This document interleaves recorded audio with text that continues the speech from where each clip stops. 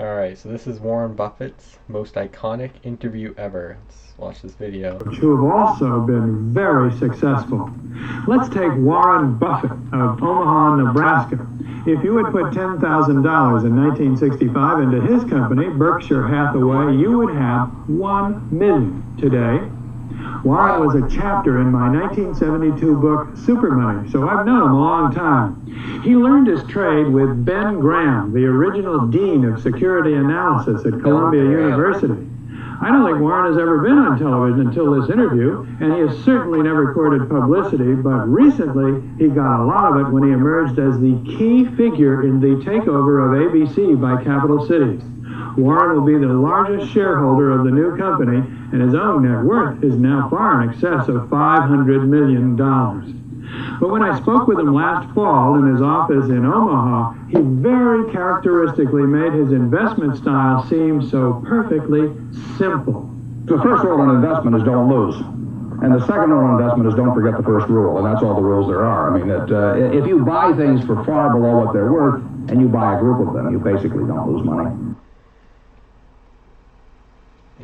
Hold on. If you buy things for far below what they're worth, and you buy a group of them, you basically don't lose money. If you buy things far less than what they're worth. Okay, well that's pretty straightforward. Warren, what do you consider the most important quality for an investment manager? It's the temperamental quality, not an intellectual quality. You don't need tons of IQ in this business. I mean, you have to have enough IQ to get from here to downtown Omaha, but you do not have to be able to play three-dimensional chess or be in the top leagues in terms of bridge playing or something of the sort. You need a stable personality. You need a temperament that neither derives great pleasure from being with the crowd or against the crowd. Because this is not a business where you take polls, it's a business where you think. Okay. And Ben Graham would say that you're not right or wrong because 1,000 people agree with you. And you're not right or wrong because 1,000 people disagree with you. You're right because your facts and your reasoning are right. Warren, what do you do that's different than 90% of the money managers who are in the market? Certainly most of the professional See, this is why he was so successful, because he was different. Everything he did was different. investors focus on what the stock is likely to do in the next year or two. And they have all kinds of arcane methods of approaching that, but they do not really think of themselves as owning a piece of a business. The real test of whether you're investing from a value standpoint or not is whether you care whether the stock market is open tomorrow. If you're making a good investment in a security, it shouldn't bother you if they close down the stock market for 5 years. All the ticker tells me is the price. And I can look at the price occasionally to see whether the price is outlandishly cheap or outlandishly high, but prices don't tell me anything about a business. Business figures themselves tell me something about a business, but the price of a stock doesn't tell me anything about a business. I would rather value a stock or a business first and not even know the price, so that I'm not influenced by the price in establishing my valuation, and then look at the price later to see whether it's way out of line with what my value is. So Buffett chose to stay in this world, Omaha, Nebraska, where corn grows just minutes from downtown. Now, Omaha is a nice town, but nobody claims it's a world financial center. Here, the only thundering herd is actually on 4 feet. Don't you find Omaha a little bit off the beaten track for the investment world? Well, believe it or not, we get mail here, and we get periodicals, and we get all the facts needed to make decisions. And unlike Wall Street, you'll notice we don't have 50 people coming up and whispering in our ear that we should be doing this or that this afternoon. You appreciate the lack of stimulation here? I like the lack of stimulation. We get facts, not stimulation here. How can you stay away from Wall Street? Well, if I were on Wall Street, I'd probably be a lot poorer. You get overstimulated in Wall Street, and you hear lots of things, and you may shorten your focus, and a short focus is not conducive to long profits.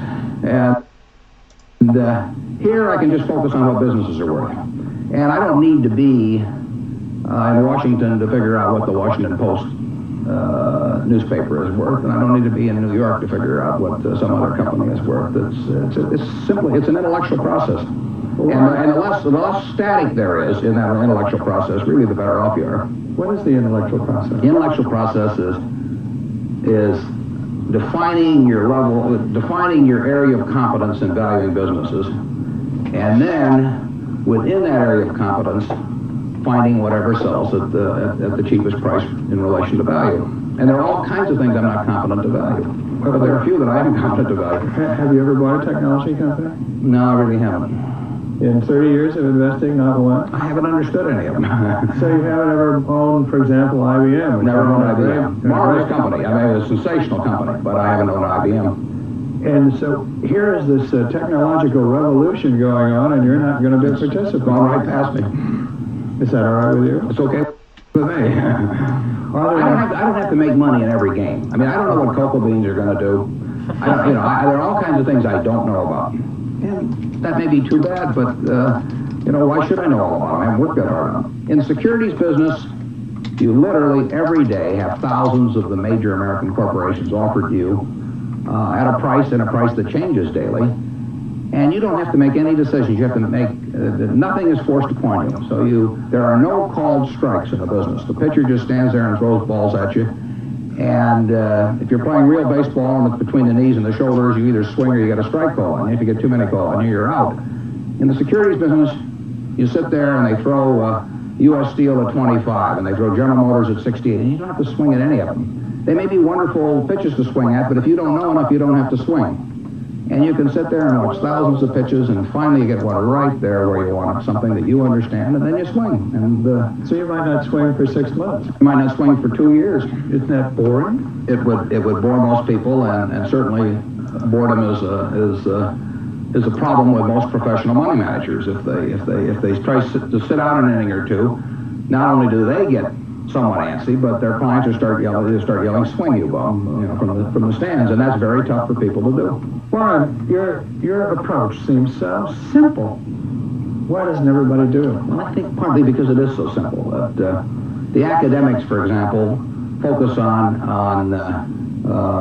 all kinds of variables. Partly because by academics, you mean professors of finance? Yeah, the data's there. In business school? Sure, and the data's there. So they focus on whether if you buy stocks on Tuesday and sell them on Friday, you're better off, or if you buy them in election years and sell them in other years, you're better off, or if you buy small companies. There are all these variables because the data are there, and they learn how to manipulate data. And as a friend of mine says, to a man with a hammer, everything looks like a nail. And once you have these skills, you just are dying to utilize them in some way, but they aren't important. If I were being asked to participate in a business opportunity, would it make any difference to me whether I bought it on a Tuesday or a Saturday or an election year or something? It's not what a businessman thinks about in buying businesses.